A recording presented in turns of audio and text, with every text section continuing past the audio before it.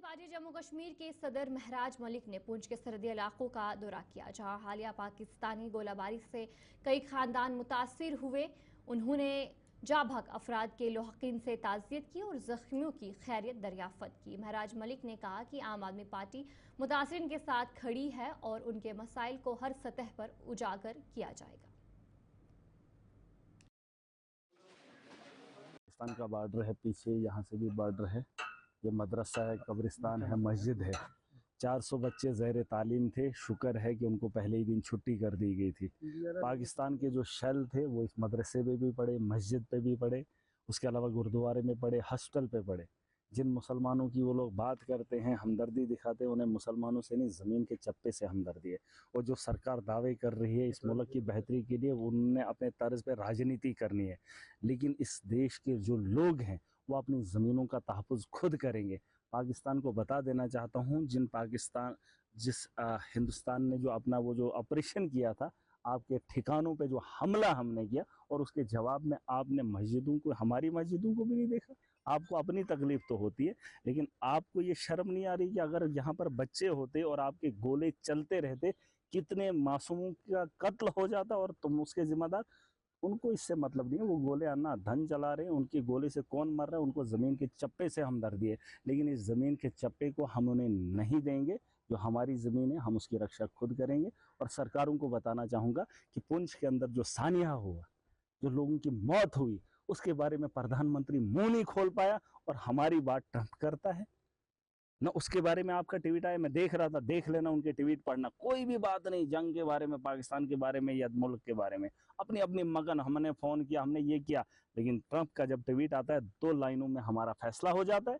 और पुंछ के अंदर जब सिंदूर के ऑपरेशन के बाद यहाँ से दोबारा से पाकिस्तान जवाब देता है और 15 लोगों की मौत होती है, उनकी बात करने को कोई तैयार नहीं।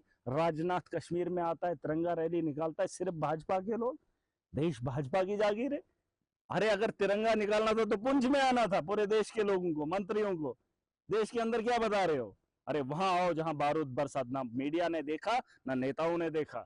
चले आओ, ये पाकिस्तान का बॉर्डर पीछे है, कुछ किलोमीटर की दूरी पे है। भरोसा नहीं है जहां हम बैठे हैं कि दोबारा से हमला नहीं होगा। सीज फायर को लेकर क्या कहना चाहिए? मैं तो कह रहा हूँ, पाकिस्तान का भरोसा ही नहीं। पहली बार थोड़ी हुआ, सीज फायर आज से पहले भी हुआ, लेकिन मोदी जी का जो 56 इंच का सीना है वो तो दिखा ही नहीं।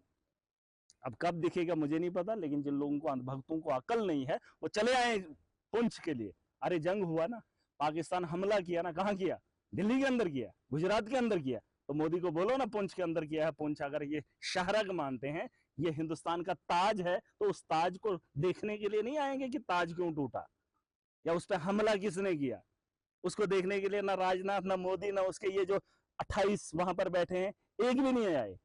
बोलेंगे हम जी हिंदुस्तानी हैं, हम हिंदुस्तान के रक्षा वो हैं जो यहाँ पर बैठकर इस मुल्क का मुकाबला कर रहे हैं, अपनी जानों का नजराना पेश किया है। और तुम्हारे तक इतना था, उनको शहीद का दर्जा देना था। जो बंकर बनाए उसमें तुमने करप्शन की। अरे जिनको मुआवजा देना था उनको 20,000 दे रहे हो। जिनके शीशे का लाखों के टूटे हैं उनको आप 1 लाख दोगे।